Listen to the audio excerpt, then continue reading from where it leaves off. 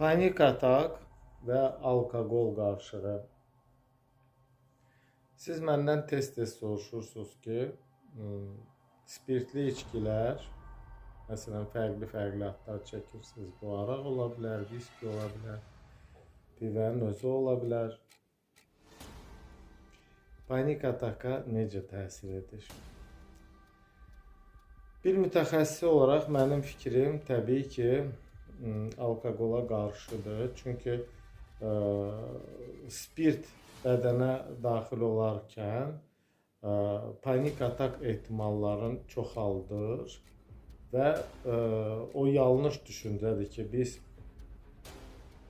alkoqol qəbul edəcəyik və panik atak bizdən uzaq olacaq. Çünki o müvəqqəti bir yüngüllük anlamına gələ bilər, amma istənilən içkinin səhərsi var və səhərsi günü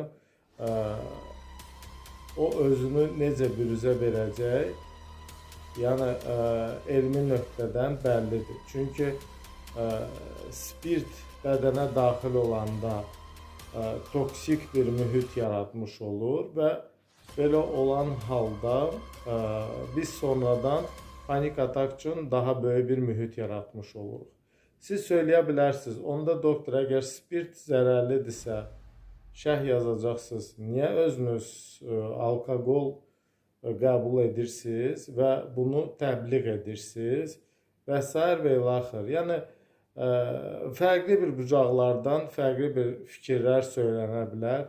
Dini baxımdan, etik baxımdan, alkoqolun təbliğatı baxımından. Amma bu çarxı çəkərkən iki məsələ ilə əlaqəli düşünüb çəkmişdim. Birincisi, panik atakla əlaqəli alkoqolun uyğun gəlib gəlməməyi haqqında. Bir də ikinci məsələ var idi.